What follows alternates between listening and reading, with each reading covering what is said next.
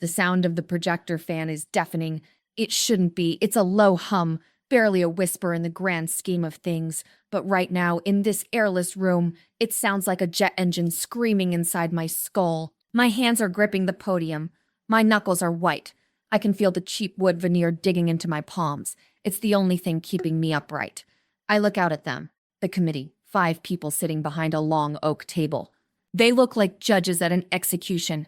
Dr. Evans is checking his watch. Dr. Liu is scrolling on her phone, hiding it under the table. They are bored. They think this is routine. Just another PhD defense. Just another grad student begging for a stamp of approval. Then there's him, Professor Vance, my mentor, my advisor, the man I've idolized for 4 years, the man I've fetched coffee for, run simulations for at 3 a.m., and practically worshipped. He's sitting in the center. He's not looking at his watch. He's not looking at his phone. He's looking right at me. And he's smiling. It's not a proud smile. It's not the smile of a teacher watching his student succeed. It's a predator smile. Tight, cold, empty. Mr. Tanaka, Vance says. His voice is smooth, like expensive scotch. It fills the room, silencing the hum of the projector. Thank you for that spirited presentation on the Synthedex regeneration protocol. He pauses. He lets the silence stretch. He knows I'm terrified. He knows my visa expire in 30 days. He knows everything hangs on this vote. However, he continues, leaning forward, he picks up a stack of papers, my papers. The dissertation I spent 3 years writing, the data I bled for. I have some concerns. My stomach drops. It feels like I've swallowed a stone. Concerns, Professor. My voice sounds thin, weak. I hate it. Yes, Vance sighs. He sounds disappointed, like a father let down by a wayward son. He opens the document. He points a manicured finger at figure 4, the core of my research. The breakthrough. These growth rates. The cellular regeneration velocity. It's remarkable. Truly. Thank you, sir. I stammer. Too remarkable. He cuts in. Sharp. Some. The air in the room changes. Dr. Evans stops checking his watch. Dr. Liu looks up from her phone. They smell blood. Vance stands up. He walks around the table. He's pacing now. I reviewed the raw logs from the server last night, Kenji. I wanted to be sure. I wanted to believe you. He stops. He turns to the committee. But the timestamps don't match the output.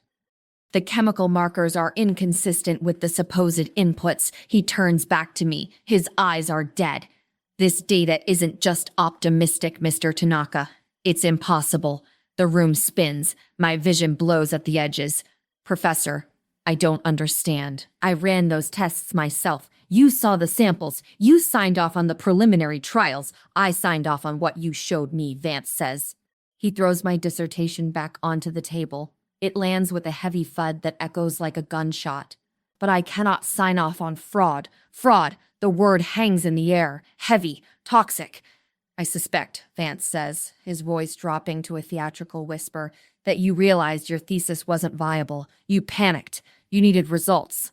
So you adjusted the numbers. No, I whisper. You falsified the data to secure your degree, Vance says. Louder now. He's performing. He's playing to the audience. And frankly, I am appalled. I trusted you with my lab, with my reputation. That's a lie. I shout. It comes out louder than I intended. Vance flinches, mockingly. Please, Kenji, don't make this harder than it needs to be.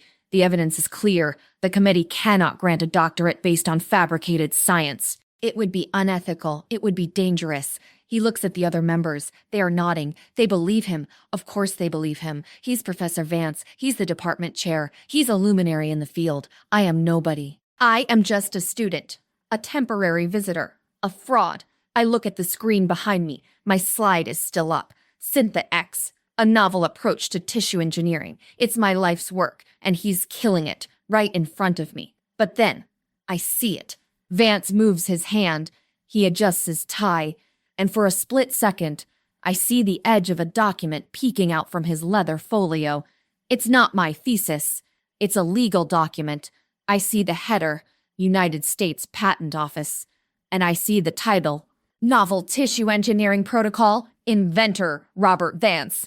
The world stops spinning. The nausea vanishes. It's replaced by something else. Something cold. Something sharp. He didn't find errors. He didn't find fraud. He stole it. He waited until the very last moment. He waited until I was standing on the edge of the cliff. And now he's pushing me off so he can claim the view for himself. He thinks I'm done. He thinks I'm going to cry, beg for forgiveness, and run out of this room in shame. He thinks he can deport me and bury the truth under a mountain of academic bureaucracy. He thinks he's the smartest man in the room. I look at his smug face. I look at the pity in Dr. Liu's eyes. I look at the patent application sticking out of his bag. I take a breath. I loosen my grip on the podium. My hands stop shaking. "You're right, Professor," I say. My voice is steady now. Even. Vance blinks. He wasn't expecting that. "Excuse me. You're right, I repeat. The data you have, it is impossible." Vance smiles again. "Victory. Well, I'm glad you admit it.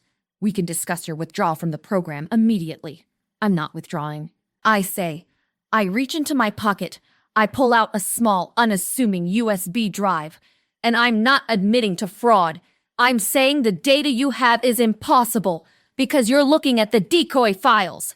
Vance's smile falters. "Just a fraction." "A tiny crack in the mask. Decoy files," Dr. Evans asks, leaning forward. "But let me back up," I say, plugging the drive into the laptop. "Because to understand why Professor Vance is lying to you right now, you need to know what happened 3 nights ago in the server room. To understand the knife in my back, you have to understand the hand that held it. 4 years ago, getting into Professor Vance's lab wasn't just an acceptance. It was a coronation. I remember the day the email hit my inbox. I was sitting in a cramped internet cafe in Tokyo, refreshing the page until my fingers ached. When I saw the university seal, I didn't scream. I didn't jump. I just stopped breathing. Robert Vance, the godfather of tissue engineering. The man had 3 patents that were standard practice in every hospital from London to Laos. He was a rock star in a lab coat, and out of 400 applicants from around the globe, he picked me, Kenji, the quiet kid who liked reading technical manuals more than talking to people. I packed my life into 2 suitcases. I said goodbye to my parents at Narita Airport. My mother cried. My father, a man of few words, just gripped my shoulder. "Work hard," he said. "Make yourself essential." That was the mantra. Make yourself essential. I landed in the US with a visa, a laptop, and a crippling case of imposter syndrome. The campus was massive. Gothic architecture, manicured lawns, students driving cars worth more than my parents' house. It felt like a movie set. But the biomedical engineering building, that was different. It was a fortress of glass and steel, cold, sterile, intimidating. And on the top floor, behind a frosted glass door with biometric locks, was the Vance lab. My first day was a hazing ritual disguised as orientation. Vance didn't greet me. His postdoc, a terrified-looking guy named Greg, showed me around. Greg looked like he hadn't slept since the Obama administration. His skin was gray. His eyes were bloodshot. He moved with a nervous twitch, like a rescue dog expecting a kick. "Here's your bench," Greg said, pointing to a cluttered slice of black epoxy table. "Don't touch anyone else's pipettes. Don't use the centrifuge after 8 p.m. without logging it. And never, ever knock on Vance's door unless the building is literally on fire." "Is he strict?" I asked. Greg laughed. It was a dry, hollow sound. "Strict? No, he's demanding. He expects perfection. If you give him 99%, you might as well give him 0. I finally met the man himself 3 days later. He swept into the lab like a weather front. He was wearing a tailored Italian suit under his white coat. He smelled of sandalwood and expensive coffee. He was 55 but looked 40, silver hair perfectly coiffed, a smile that could sell sand to a desert nomad. "Mr. Tanaka," he said, stopping at my bench. He didn't look at a clipboard. He knew my name, the boy wonder from Tokyo Tech. "Your paper on cellular adhesion was promising. Thank you, sir." I bowed slightly. Old habits. "Promising," he repeated, his eyes drilling into me. "But promising doesn't get published in Nature. Promising doesn't win grants. We don't do promising here, Kenji. We do revolutionary. Do you understand?" "Yes, Professor. Good." He tapped the bench with a gold pen. "Prove to me I didn't waste a slot on you. That was the hook. He made you feel small and chosen at the same time. He made you desperate for his approval. I worked. God, I worked. The Vance lab wasn't a workplace. It was a cult. We didn't have hours. We had objectives. 80-hour weeks were the baseline. If you left before midnight on a Friday, people looked at you like you were quitting. I practically lived in that building. I ate vending machine sandwiches. I slept on a yoga mat under my desk while timers ran. I showered at the campus gym. And Vance, he was the sun we orbited. He was charismatic. He'd come in on a Tuesday afternoon, order pizza for the whole team, and tell stories about conferences in Geneva or dinners with Nobel laureates. He'd put his arm around you and say, "We're changing the world, guys. Right here. Us." He made us feel like a family, a dysfunctional, exhausted, sleep-deprived family, but a family nonetheless. But there were red flags. I see them now. They were giant, waving red flags, neon bright. But back then, I was colorblind. I saw how he treated Greg. Greg did the heavy lifting on a major paper about synthetic skin grafting. He spent 6 months living in the lab. When the paper came out, Vance's name was first. Greg's was fourth, buried in the middle of the author list. "Politics," Vance told the lab during a meeting. "My name gets it read. Your names get it written. That's the trade. You ride my coattails. I steer the ship." We nodded. It made sense. He was the brand. We were the factory. Then Greg disappeared. "Moved to industry," Vance said vaguely. We never saw him again. No goodbye party. No email. Just an empty bench and a new grad student taking his place next week. I didn't dwell on it. I was too busy with my own obsession, synthetics. It was my baby. The concept was simple in theory, impossible in practice. Current tissue regeneration relies on scaffolding, structures for cells to grow on. But the scaffolding often triggers immune responses. My idea was to create a liquid matrix that would solidify only when it hit body temperature, mimicking the patient's own extracellular biology perfectly, invisible to the immune system. For 2 years, I failed. I failed every single day. I created sludge. I created toxic goo. I created hard plastics that killed every cell they touched. Vance was losing patience. "You're burning money, Kenji," he told me during my 3rd-year review. He wasn't smiling. "The department is asking questions. I can't keep defending a dead end. You have 6 months. Fix it, or find a new career." The threat was real. No PhD means no visa. No visa means going home a failure.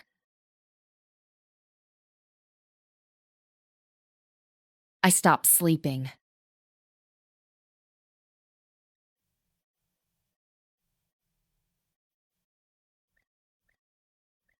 I stopped eating real food. I became a ghost in the machine. The breakthrough didn't happen with a bang. It happened with a whisper. It was 3:45 a.m. on a Tuesday in November. The lab was empty. The only sound was the hum of the incubators and the rain lashing against the windows. I was running iteration number 4302. I had tweaked the peptide chain. I added a rare enzyme I'd read about in an obscure botany journal, something used by plants to heal bark damage. It was a Hail Mary pass. I put the sample under the microscope. I adjusted the focus. My heart stopped. Usually, the cells would be dead, floating like debris in a shipwreck.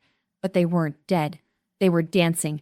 They were knitting together. The matrix hadn't just solidified. It had integrated. The cells were building bridges, forming structure, thriving. The growth rate was exponential. It wasn't just working. It was working 10 times faster than the theoretical limit. I sat back on my stool. The room felt suddenly hot. I checked the temperature logs. Stable. I checked the reagents. Clean. I ran it again. Same result. I ran it a 3rd time. Same result. I had cured the rejection problem. I'd just rendered current skin grafting technology obsolete. This was millions of dollars. This was the cover of Nature. This was my career made manifest. My first instinct, my fatal mistake, was to share it. I waited until 8 a.m. I sat outside Vance's office, clutching my laptop like it was a holy relic. When he arrived, holding his espresso, I practically tackled him. "Professor, you need to see this." He looked annoyed. "I haven't had my coffee, Kenji. Please, just look." He let me in. I put the laptop on his mahogany desk. I played the time-lapse video of the cell growth. Vance took a sip of coffee. He watched the screen. He stopped sipping. He put the cup down. He leaned in. His eyes narrowed. The silence stretched for a minute, 2 minutes. Is this simulation data? He asked. His voice was quiet. No, sir, it's live. From last night. Iteration 4302. The plant enzyme acted as a catalyst for the polymer binding. Vance watched it again. Then he looked at me, and for the first time in 3 years I saw something in his eyes that terrified me. It wasn't pride. It wasn't joy. It was hunger. It was the look a wolf gives a wounded deer. Kenji, he said softly, this is extraordinary. I let out a breath I didn't know I was holding. I knew the peptide chain would hold. I just needed quiet, he said, not angrily, just firmly. He stood up and walked to the window, looking out over the campus. Does anyone else know? No, I ran it overnight. Good. He turned back. The raw data. Where is it? On the lab server. And on my local drive. Move it, he said.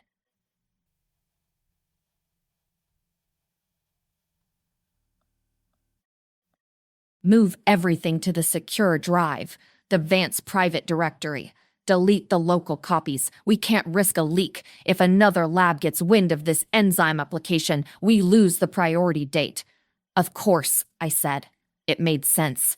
Corporate espionage was real in this field, and Kenji, yes, Professor. He smiled. That warm, fatherly smile returned. The mask was back in place. You did it. You really did it. This is going to make us famous. Us. He put a hand on my shoulder. Go get some sleep. Take the day off. Leave the hard drive with me. I'll start drafting the preliminary patent disclosure. We need to protect your work. I walked out of that office floating on air. I thought I had won. I thought I was his protege, his heir apparent. I thought he was protecting me. I handed him the physical drive. I moved the files. I wiped my local cache to be safe.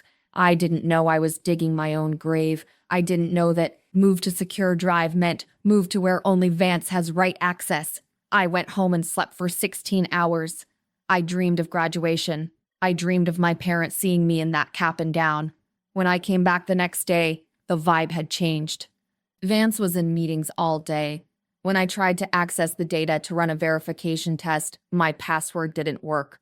Access denied, the screen blinked. I knocked on his door. His assistant, a stern woman named Martha, stopped me. Professor Vance is busy. He said to tell you to focus on the literature review for your thesis introduction. But I need to access the data, I said. He said the data is being curated, she replied. Curated. That was a new word. Over the next month, the freeze-out began. It was subtle at first. I was uninvited from a department lunch. My name was left off a weekly update email. Vance stopped stopping by my bench. I told myself I was being paranoid. He was busy. He was preparing the patent for us. Then came the edits to my thesis drafts. I sent him chapters. He sent them back bleeding with red ink, but not constructive criticism. It was sabotage. This section is unclear. Methodology seems weak here. Are you sure about these calculations? He was gaslighting me. He was sowing doubt in my own work. The work he knew was perfect. I didn't understand why. Why would he sabotage his own star student? It didn't make sense. If I succeeded, he succeeded. I was so naive. I didn't realize that for a narcissist like Vance, sharing credit is the same as losing. He had the data. He just needed to get rid of the inventor. The air in the lab changed. It wasn't a sudden shift, like a storm blowing in, but more like a slow, creeping frost. It started with the silence. Before the breakthrough, Vance was always there. He was a constant presence, a high-energy vacuum that sucked up all the oxygen in the room. He was the guy who would lean over your shoulder, breathe down your neck, and ask for just one more tweak to the algorithm. Now, he was a ghost. He existed only in the form of brief, cryptic emails and the sound of his office door locking from the inside.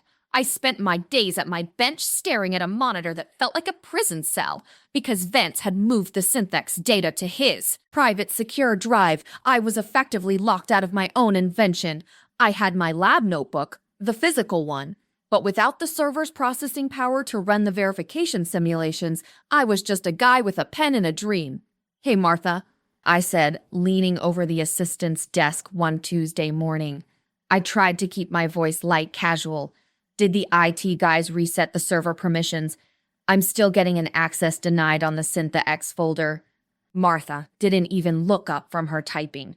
She was the gatekeeper of the Vance Empire, a woman who seemed to be made of starch and cold coffee. "The professor is handling the data management personally, Kenji. He said it's a security protocol due to the high-value nature of the project." "I get that," I said, my heart starting to beat a little faster. "But I need to run the 30-day stability check. If the cells don't hold the matrix structure after 4 weeks, the whole thing is moot." "He's aware," she said. That was it. No explanation, no timeline, just a wall of bureaucratic indifference. I went back to my desk. I felt a prickle of sweat on the back of my neck. He's aware. I started noticing other things. Small things. One afternoon, I saw a courier arrive. He wasn't the usual campus mail guy. He was wearing a suit. He carried a heavy, locked briefcase. He went straight into Vance's office and didn't come out for 2 hours. When he left, Vance followed him out, looking more energized than I'd seen him in months. He didn't even look at me as he walked past my bench. He was humming a tune. Then there was the Shadow Lab. Our lab was divided into 2 sections, the main floor, where the grad students and postdocs worked, and a smaller, auxiliary clean room at the back of the hall. It was mostly used for long-term storage and high-sensitivity culturing. One night, around 2 a.m., my usual hour for a caffeine-fueled breakdown, I noticed the lights are on in the auxiliary room. I walked down the hall, my footsteps echoing on the linoleum. Through the small wire mesh window in the door, I saw someone. It wasn't a student. It was Dr. Eris Thorne. Dorn was a mercenary. That's what we called him behind his back. He wasn't a teacher. He was a consultant Vance hired whenever he had a project that needed refining for a corporate buyer. Thorne was brilliant, but he had the ethics of a piranha. He was standing over a bioreactor. A bioreactor that was currently glowing with the specific pale blue hue of the Synthex matrix. My blood turned to ice. That's my project. Why is Thorne touching my project? I reached for the door handle. It was locked. Not just the physical lock, but the electronic keypad had been updated. My code, the code I'd had for 4 years, was invalid. I stood there in the dark hallway, watching Thorne. He was taking notes. He was checking the UV light frequency. He was doing the work I should have been doing. The next morning, I confronted Vance. I didn't wait for Martha. I didn't wait for an invite. I walked into his office while he was on a Zoom call and sat down. He looked up, surprised, then masked it with a practiced look of disappointment. "I'll call you back, Dean," he said to the screen, then closed his laptop. "Kenji, we've discussed the importance of boundaries." "Why is Dr. Thorne working on Synthex?" I asked. I didn't stutter. I didn't bow. Vance sighed. He leaned back in his leather chair, crossing his hands behind his head. "Thorne is an expert in commercial scaling, Kenji. Your work is brilliant, but it's raw. It's academic. If we want this to actually help people, and let's be honest, if we want the university to see a return on its investment, we need a professional to harden the protocol." "I can harden the protocol," I snapped. "It's my discovery. I know the enzyme's behavior better than anyone. Do you?" Vance raised an eyebrow. "Because your last 3 weekly reports were quite thin. In fact, I've had to rewrite most of the methodology sections for the patent filing myself. Your English, while excellent, lacks the precise legal phrasing required for a Tier 1 medical patent." "The patent?" My voice climbed an octave. "You're filing the patent already. You told me we were still in the disclosure phase. Time is of the essence, Kenji. Stanford is working on something similar. MIT is always in our rear view. We had to move. I want to see the filing," I said. "I want to see my name on the inventor list." Vance's expression shifted. The warmth drained out of it, replaced by a cold, sharp-edged pity. "Kenji, let's be realistic. This is a university lab. All intellectual property belongs to the institution under the umbrella of my laboratory's funding. Your contribution, it's significant, truly, and I've made sure to mention you in the acknowledgments of the upcoming paper. Acknowledgments? I felt like I'd been punched in the gut. I'm the first author. I did the work. I found the enzyme. I stayed here while you were in the Hamptons. Vance slammed his hand on the desk. The sound was like a thunderclap. You stayed here because I gave you the resources, he hissed. I gave you the lab. I gave you the funding. I gave you the idea to look into organic catalysts. That's a lie. I found that botany paper on my own. Memory is a fickle thing, Mr. Tanaka, Vance said, his voice returning to a terrifyingly calm level, especially for a student under as much stress as you are. You're tired. You're erratic. You're making scenes in my office. He stood up and walked around the desk. He stood over me, utilizing every inch of his height. Focus on your defense. That's your only job now. Get your PhD. Don't worry about the business side of science. If you continue to be difficult, I might have to reconsider if you continue to my recommendation to the committee, and we both know how much they value my opinion. He was threatening me, openly. And for God's sake, get a haircut. You look like a mess. I walked out of that office with my ears ringing. I felt small. I felt invisible. The next few weeks were of descent into a special kind of academic hell. Vance began a campaign of micro-sabotage. He would send me emails at 4 a.m. demanding a 50-page literature review by 8 a.m. He would call me into his office to criticize my lack of professionalism in front of the younger students. He started a rumor in the department that I was struggling with the pressure and that my data was requiring significant correction. He was poisoning the well. He was making sure that if I ever tried to claim the work was mine, everyone would see me as the unstable student trying to lash out at his mentor. The worst part was the isolation. My fellow lab mates saw the writing on the wall. They saw Vance's anger, and like animals in the wild, they sensed a sinking ship. They stopped sitting with me at lunch. They stopped asking me for help with their pipetting. Even the janitor seemed to avoid eye contact. I was being erased. I spent my nights in the library, the only place I felt safe. I started keeping a secret log. Not a lab notebook. Vance could seize that, but a personal diary hidden in a cloud drive he didn't know about. I recorded every meeting, every snub, every weird thing I saw in the auxiliary lab. I was looking for a way out, a way to fight back. But every time I looked at my visa, the expiration date felt like a countdown to my execution. 30 days after the defense, if I failed, I was gone. One night, while I was scrolling through the university's internal directory, I saw something that made my heart stop. It was a reservation for the grand ballroom at the university club. Date, the day after my defense. Host, the Office of Technology Licensing. Event, unveiling the Vance Thorne Protocol, a new era in regenerative medicine. Vance Thorne. My name wasn't even in the title. He wasn't just stealing the credit. He was selling the discovery to a private pharmaceutical conglomerate. I saw the logo on the bottom of the digital invitation. Biogenics Global. They were the ones in the suits. They were the ones with the locked briefcases. Vance wasn't just a thief. He was a traitor to the very science he claimed to love. He was taking a breakthrough that could save thousands, a breakthrough developed with public university funds, and he was auctioning it off to the highest bidder before the ink on my degree was even dry. I sat in the glow of the library computer, the silence of the building pressing in on me. I realized then that I couldn't win by being a good student. I couldn't win by following the rules. The rules were written by men like Vance to protect men like Vance. I looked at my hands. They were shaking, not with fear, but with a cold, vibrating rage. Okay, Professor, I whispered to the empty room. You want to talk about curating the data? Let's curate it. I had 2 weeks until the defense. 2 weeks to turn my dissertation into a Trojan horse. If he wanted to destroy my career, fine. But I was going to make sure he didn't have a career left to enjoy when I was gone. I stood up, packed my bag, and for the first time in months, I felt a sense of peace. The boy wonder from Tokyo was dead. The unstable student was gone. I was something else now. I was a scientist with a very specific, very lethal hypothesis to test. The final 10 days before my defense felt like walking through a house that was slowly being filled with poison gas. You know the air is becoming lethal. You can see the haze in the corners of the rooms. But you have no choice but to keep breathing, because there's nowhere else to go. I was a ghost in the Vance lab. I would arrive at 5 a.m., work in total silence at my desk, mostly on the theoretical sections of my paper since my experimental data was still under lock and key, and leave long after the sun went down.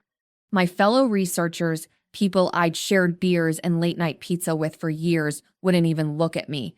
If I walked into the break room, the conversation would stop dead. It was an orchestrated social execution. Vance had successfully framed me as a mental health risk to the department. I heard whispers that he'd told the dean I was obsessive and unstable, implying that any claims I made about the project were just the delusions of a student cracking under the pressure. But the real breaking point didn't happen in the lab. It happened in the copy room. It was 3 days before the defense. I went in to print out the final hard copies of my dissertation for the committee. The room was empty, the air smelling of ozone and warm paper. As I waited for the heavy-duty Xerox to warm up, I noticed the finished jobs. Cray on the large industrial printer in the corner. It was a stack of about 50 pages, bound in a sleek, transparent blue cover. The title caught my eye. It wasn't academic, it was legal. Confidential. Asset Purchase Agreement. Biogenics Global and Vance Innovations, LLC. My heart did a slow, painful roll in my chest. Vance Innovations, LLC. He had formed a private company. I reached out, my fingers trembling, and flipped through the pages. It was a sale, a complete transfer of intellectual property rights for a technology called V-matrix tissue scaffolding. I read the technical description. It was word for word my research, the plant-based catalyst, the peptide binding sequence, the specific UV activation frequency. It was all there. The price tag at the bottom of the document made my vision blur. $12 million. $12 million for the initial patent transfer, with a 5% royalty on all future medical applications. It was a fortune. It was more money than my entire family had made in 3 generations. And my name wasn't mentioned a single time in the 60-page document. In the section titled Inventors and Key Personnel, there were only 2 names, Robert Vance and Eris Thorne. I felt a sudden, violent surge of nausea. I leaned against the printer, gasping for air. It's one thing to suspect you're being robbed. It's another thing entirely to see the receipt for your own life being sold off. Just then, the door opened. It was Vance. He was carrying a leather folder and a strategic intent, but evaporated the moment he saw me holding the blue document. For a split second, I saw real fear in his eyes, the fear of a thief caught with the jewels in his hand. But within a heartbeat, the mask was back, harder and colder than before. "That's private correspondence, Kenji," he said, stepping into the room and snatching the folder from my hand. His voice was like a whip. "You've added theft of confidential documents to your growing list of unprofessional behaviors. You're selling it," I whispered. My voice was cracked, barely audible. "You're selling my work to Biogenics for $12 million. Vance didn't even try to deny it. He straightened his silk tie and looked at me with a terrifying level of disdain. "I am selling my lab's output. I am securing the future of this department. You think science is just about play acting with test tubes. It's about infrastructure. It's about capital. Without me, your little discovery would be a footnote in a journal no one reads. I'm making it real. By erasing me," I shouted. "I'm the one who did it. You didn't even know what the enzyme was until I told you." Vance stepped closer. He was so close I could smell the peppermint on his breath. "Listen to me very carefully, Kenji. You have a choice. In 3 days, you stand before that committee. If you go in there, act humble and accept my corrections to your data. If you admit that the breakthrough was a collaborative effort led by me, I will make sure you pass. I will give you a glowing recommendation for a mid-level position at Biogenics. You'll have a green card, a decent salary, and a quiet life." He paused, his eyes narrowing. "But," he continued, his voice dropping to a low hiss, "if you try to claim this work, if you make a scene, I will destroy you. I will testify that you falsified your results. I will have you expelled for academic dishonesty. You will leave this country with no degree, a blacklisted reputation, and a mountain of debt. You won't even get a job washing beakers in a high school. You're a monster, I said. Vance smiled. It was the most honest thing I'd ever seen him do. No, Kenji. I'm a winner, and winners don't let students get in their way. He turned on his heel and walked out, taking the blue folder with him. I stayed in the copy room for an hour. I didn't print my thesis. I didn't move. I just watched the status light on the printer blink. I was at the breaking point. The system had failed. The mentor was a predator. The university was a marketplace. I had nothing left to lose because he had already taken everything that mattered. But Vance had made one massive mistake. He had spent so long looking down at me as a quiet, submissive Asian student that he forgot I was first and foremost a scientist. And a scientist knows that you never trust the primary data without checking the secondary markers.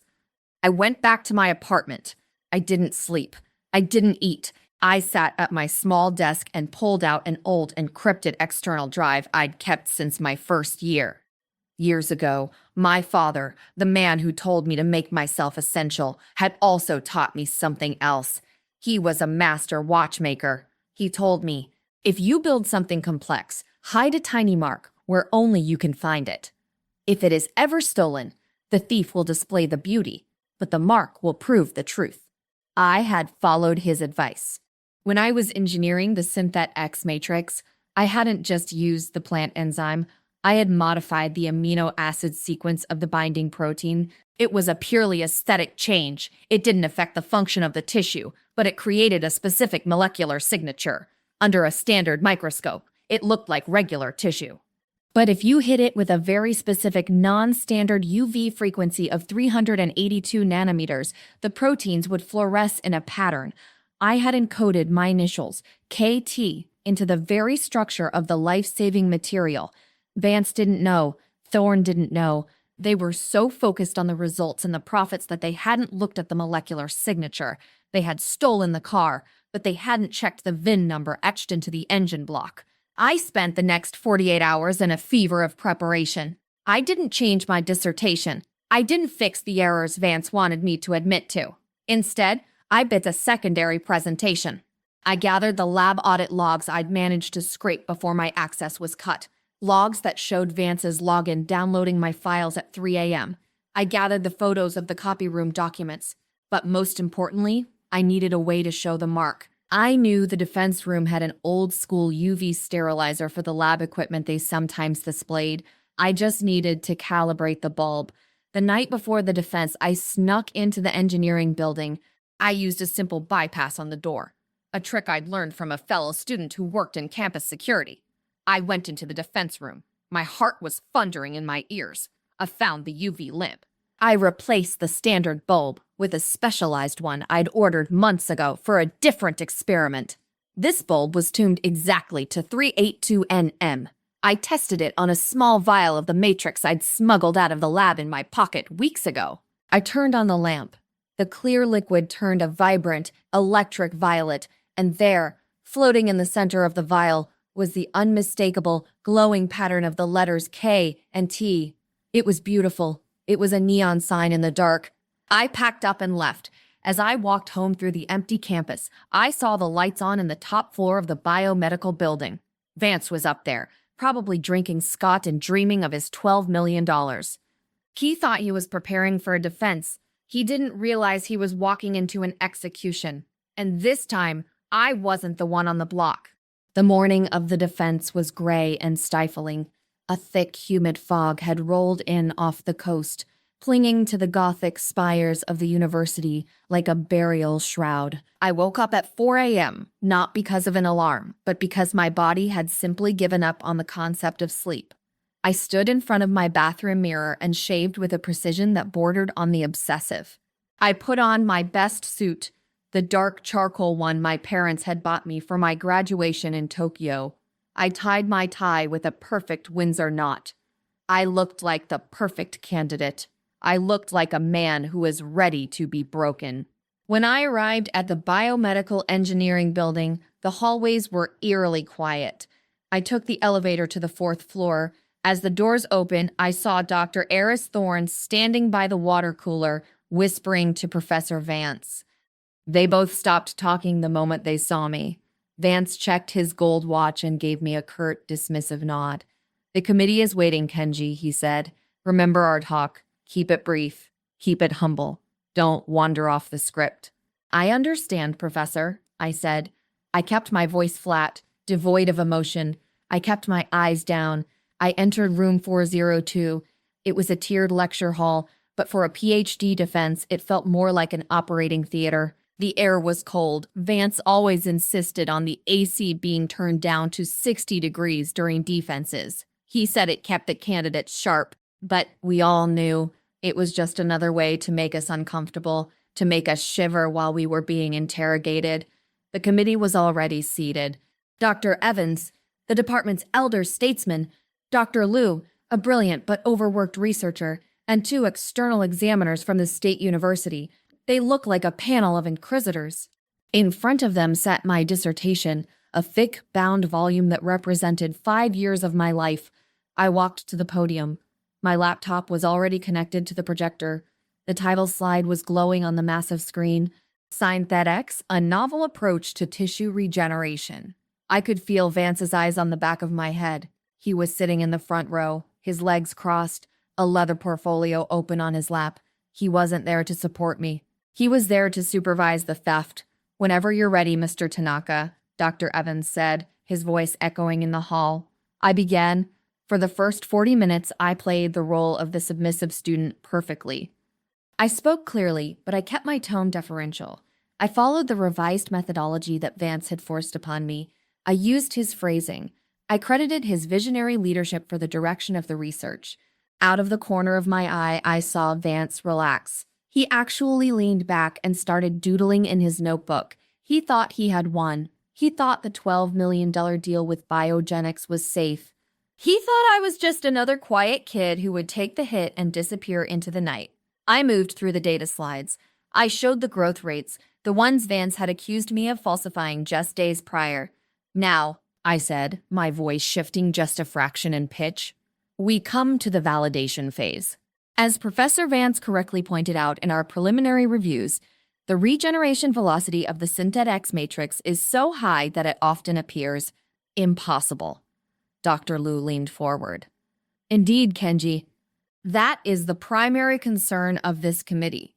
The numbers you've presented here suggest a level of cellular acceleration that hasn't been seen in the literature. Without concrete proof of the underlying chemical trigger, we are forced to consider the possibility of measurement error." She was being polite. She meant fraud. I looked at Vance. He stood up, smoothing his jacket. "If I may, committee," he said, turning to his colleagues with a polished smile. "I've spent many hours reviewing Kenji's logs. While his enthusiasm is commendable, I have found that his data-gathering techniques were, let's say, over-optimistic. I believe the true efficacy of the matrix is closer to 40% of what is shown here. A significant breakthrough, yes, but not the miracle he claims. It was a masterstroke of betrayal. By correcting my data down to a more believable level, he was positioning himself as the honest scientist while still keeping the core technology, which he knew worked perfectly, for his private sale. He was discrediting the student to secure the patent." "Is that true, Mr. Tanaka?" Dr. Evans asked, his brow furrowed. "Are you admitting that these charts are inflated?" I stayed silent for 5 seconds. The silence in the room became heavy. The hum of the projector fan seemed to grow louder. "No," I said quietly. Vance's smile faltered.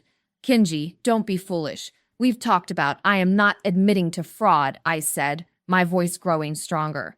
I looked directly at the committee. "Because the data isn't inflated. It's exact. The reason the committee finds it impossible is that you are looking at the methodology through the lens of standard peptide binding, but Synthedex doesn't use standard binding." I clicked to a slide that wasn't in the pre-approved deck. It was a blank black screen. "What is this?" Vance hissed. He started to stand up. "This isn't the presentation we discussed. This is the truth, Professor," I said. I reached under the podium and flipped a switch. This was the moment. The UV lamp I had modified the night before flickered to life. It was positioned directly over the petri dish containing the live Synthex sample, the one Vance had brought to demonstrate to the committee. The breakthrough, I continued, my voice now commanding the room, isn't just the enzyme, it's the molecular architecture. I realized early on that Professor Vance's lab was prone to data leakage. To protect the university's interests, I engineered a molecular watermark into the matrix itself. Vance was half laid to the podium now. This is highly irregular. He's having a breakdown committee. I must insist we stop this immediately. Sit down, Robert, Dr. Evans snapped. He was staring at the petri dish. Under the 382 nanometer UV light, the clear gel in the dish was no longer clear. It was glowing with a fierce, ethereal violet light, but it wasn't a solid glow. As the cells moved and knit together in real time, projected onto the large screen via the high-resolution lab camera, a pattern began to emerge. It was a sequence of letters, repeating over and over in the very fabric of the protein chains. Knots, knots, knots. That, I said, pointing to the screen, is the Tanica signature. It is an encrypted amino acid sequence that I designed in my second year. It serves no biological function, but it proves beyond any shadow of scientific or legal doubt who authored this code. The room went deathly silent. Even the air seemed to stop moving. Dr. Liu stood up and walked to the screen. She touched the projection. My God, she whispered. It's encoded in the tertiary structure. And that's not all, I said. I clicked the next slide. It was a copy of the biogenics asset purchase agreement I had photographed in the copy room. The $12 million price tag, Vance's signature, the date, 3 weeks before my defense. Professor Vance has spent the last month discrediting my work to this committee. I told them, my voice cold as ice. He called it fraud to your faces. But behind your backs, he was selling that same fraud to a private corporation for $12 million. He wasn't trying to protect the integrity of the department. He was trying to lower the value of the inventor, so he could cut. I looked at Vance. He was frozen. His face was a sickly shade of gray. The charismatic, silver-haired luminary was gone. In his place was a small, terrified man, caught in the blinding light of his own greed. I have the audit logs, I said, my fingers flying over the keyboard. I have the timestamps of the professor downloading my private research files at 3 a.m. from a non-university IP address. I have the sequence maps. And I have the patent filing where he listed himself as the sole inventor of a process that bears my molecular signature. I turned back to the committee. My name is Kenji Tanaka. I am not a fraud. I am the inventor of Synthex. And I'm here to defend my thesis. The explosion of noise that followed was deafening. Vance tried to shout, to scream, to reach for my laptop, but Dr. Evans, a man who took academic integrity more seriously than life itself, stepped in his way. Sit down, Robert, Evans said. It wasn't a suggestion. It was an order. The defense wasn't over, but the war was. The silence that followed my presentation wasn't peaceful. It was the heavy, pressurized silence of a bomb shelter seconds after a direct hit. The committee didn't move. Dr. Evans sat with his chin resting on his interlaced fingers, his eyes fixed on the glowing KT's signature on the screen as if he were trying to decode the secrets of the universe. Dr. Liu was rapidly typing on her tablet, likely pulling up the university's intellectual property bylaws. And then there was Vance. He wasn't frozen anymore. The shock had curdled into a frantic, cornered animal aggression. He scrambled to his feet, his chair screeching against the floor like a dying bird. "This is a setup," he bellowed. His face, usually so composed and aristocratic, was now flushed a deep, mottled purple. "That signature is a parlor trick, a digital fabrication. He's hacked the projector. He's hacked the imaging software. Evans, surely you can see this for what it is. A desperate, pathetic attempt by a failing student to hijack my life's work." He turned to me, his teeth bared. "You little snake, I brought you into this lab. I fed you, I gave you a career, and this is how you repay me with some bioluminescent fan fiction? I didn't back down. I didn't even blink." I stood behind the podium, the cool light of the projector casting the glowing KT across my chest like a badge of office. "The signature isn't digital, Professor," I said, my voice eerily calm compared to his screaming. It's in the physical sample, right there in the dish. Dr. Liu, if you would be so kind as to check the mass spectrometry logs on the secondary monitor, I took the liberty of running a scan 5 minutes before we started. The amino acid sequence for the KT marker is clearly visible in the protein mapping. It's not a trick. It's biology. Dr. Liu didn't wait. She stood up and walked over to the secondary terminal. The room watched her fingers fly across the keys. A moment later, a complex graph of molecular weights appeared. "He's right," she whispered. She looked at Vance, and the pity in her eyes was gone. It was replaced by a look of pure academic revulsion. "The sequence is there, Robert. It's hard-coded. There is no way Kenji could have faked this in real time. This protein was synthesized weeks, if not months ago." The air seemed to leave Vance's lungs all at once. He slumped back against the mahogany table. "Committee," I said, stepping around the podium. "The biogenics agreement I displayed is currently being reviewed by the university's Office of General Counsel. I sent them an encrypted copy of the files I found on the printer 45 minutes ago, along with a full audit of the lab's server logs." Vance's head snapped up. "You did what?" "I also copied the Dean of Research and the university's Board of Trustees," I added. I figured a $12 million side deal involving university-patented technology was something they'd want to know about before lunch. At that moment, the heavy oak doors of the defense room swung open. 2 men in dark suits, actual university security, and a woman in a sharp blazer stepped in. It was Margaret Sterling, the university's head of legal affairs. "Professor Vance," she said, her voice like a guillotine blade, "we need you to step away from the committee table and come with us. Immediately." "Now wait a minute," Vance stammered, his bravado finally dissolving into whimpering panic. "This is a private academic matter. We're in the middle of a defense." "The defense is over, Robert," Dr. Evans said. He didn't look up from the table. "And so is your tenure. Margaret, take him. We'll finish the deliberation here." The scene was surreal. I watched as the godfather of tissue engineering was escorted out of his own department like a common shoplifter. He tried to resist for a second, shouting something about his lawyers and his legacy, but the security guards were firm. They led him out, and the heavy doors clicked shut behind them. The room was silent again. Dr. Evans looked at the remaining committee members. They shared a brief, silent look. Then, Evans turned to me. "Mr. Tanaka," he said, "the committee will now deliberate. Please wait in the hallway." I walked out. My legs felt like they were made of water. I sat on a wooden bench in the corridor, the same bench where I had sat 4 years ago, waiting for my initial interview. My heart was pounding so hard I could feel it in my fingertips. I was alone for 20 minutes. Then, the doors opened. Dr. Evans walked out. He didn't say anything at first. He just stood there, looking at me. "In 30 years, he said, I will never ever be here. I have never seen a student do what you just did. It was either the most brilliant defense in the history of this institution or the most dangerous gamble." "I had to, sir," I said. Evans nodded. He reached out and shook my hand.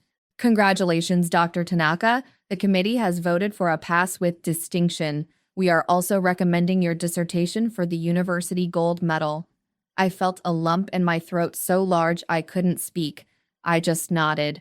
"But there's more," Evans said, his expression turning serious. "The biogenics deal is a mess. Because Vance signed that agreement under a private LLC while using university resources, he's in breach of about 6 different contracts. Biogenics is already threatening to sue the university for fraud." "I know," I said, "and I have the solution. Do you now?" "Biogenics wants the technology," I said. "They don't want the scandal. They don't want a long legal battle with a university that owns the base patent. I've already drafted a proposal. The university takes 40% of the royalties. I take 10%, and the rest goes into a new research fund for grad students, one that doesn't report to a single department chair. Biogenics gets their exclusive license, but they have to list me as the sole primary inventor." Evans laughed. It was a short, sharp bark of a laugh. "You're not just a scientist, Kenji. You're a shark." "I had a very good teacher, sir," I said. "He taught me exactly what not to be." As I walked out of the building that afternoon, the fog had finally cleared. The sun was hitting the glass of the labs, making the whole building sparkle. My phone buzzed in my pocket. It was a text from an unknown number. You think you've won? I built that department. I am the reason you even have a degree. I will bury you in litigation for the next decade. Enjoy your little moment, Kenji. It's the last one you'll ever have. I didn't reply. I didn't need to. I knew something Vance didn't. Biogenics had already seen my molecular signature. They had already seen the audit logs. They weren't going to spend a dime defending a disgraced professor. In fact, they were already preparing their own lawsuit against him for tortious interference and misrepresentation. Vance thought he was the one holding the leash. He didn't realize that in the world of high-stakes biotech, the moment you become a liability, you're not a partner anymore. You're just waste material. I walked toward the campus gates, heading for a bar where I knew a few of the younger grad students were hiding. For the first time in 4 years, I didn't feel like I was being watched. I didn't feel like a ghost. I felt essential. The collapse of an empire is rarely a single, thunderous event.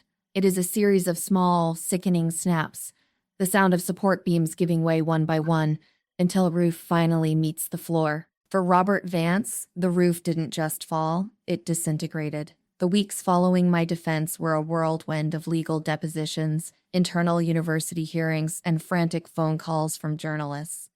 I became a reluctant celebrity in the world of academic Twitter. The Molecule Mark story went viral, a David and Goliath tale for the biotech age. But while the internet cheered, I stayed focused on the paperwork. Revenge, I realized, is 10% drama and 90% administrative follow-through. Vance didn't go down quietly, but he went down completely. The university's investigation was brutal. Once the fear factor was removed, the dam broke. Greg, the postdoc who had disappeared years ago, came forward from his new job in Germany. Then Sarah came forward. Then Marcus. A dozen former students and assistants emerged from the shadows, each with their own story of stolen credit, intellectual bullying, and forced data manipulation. Vance hadn't just been stealing my work, he had been running a sophisticated chop shop.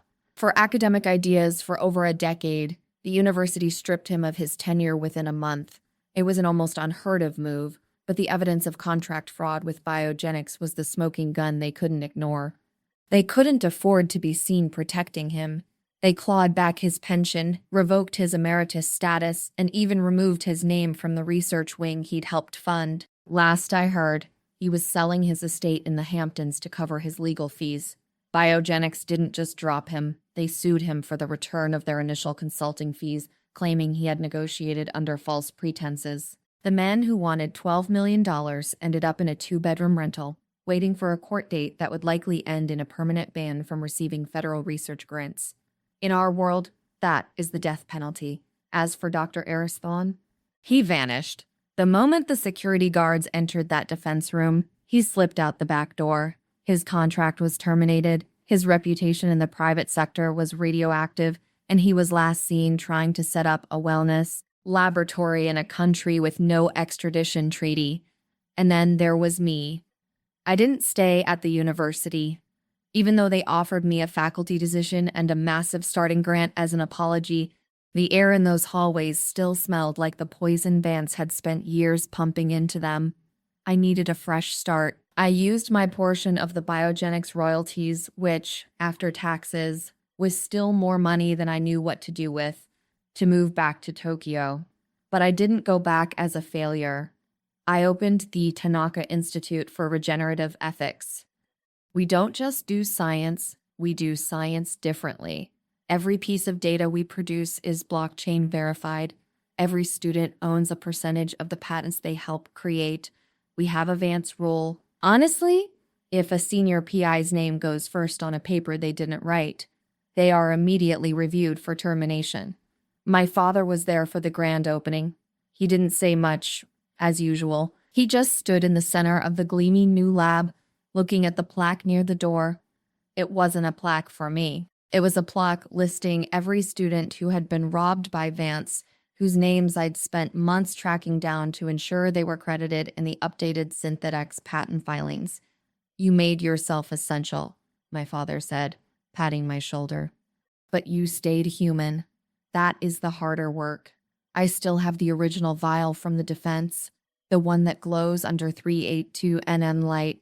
I keep it on my desk in a lead glass case. Sometimes, when the 2 a.m. exhaustion starts to creep in and I feel the old pressure to cut corners or move faster, I turn on the UV lamp. I watch those letters, KT, glow in the dark. They remind me that science isn't about the Italian suits or the $12 million checks. It isn't about the revolutionary headlines or the silver-haired mentors who claim to hold the keys to your future. Science is the truth that you leave behind in the molecular structure of the world. It's the signature that no one can erase, no matter how much power they think they have. Vance thought he could delete me. He thought he could take the Tanaka out of the equation and leave only the profit. But you can't subtract the soul from the work. I'm 32 now. I've been on the cover of Nature twice, this time as the first, second, and last author. I have a team of 30 brilliant researchers who aren't afraid to knock on my door. And every year on the anniversary of my defense, I send a single anonymous bouquet of flowers to a small rental apartment in upstate New York. I don't include a card. I just include a small handheld UV keychain light. I want him to remember. Every time he looks in the mirror, every time he tries to rewrite his own history, I want him to know that the light is always on and the truth is always glowing.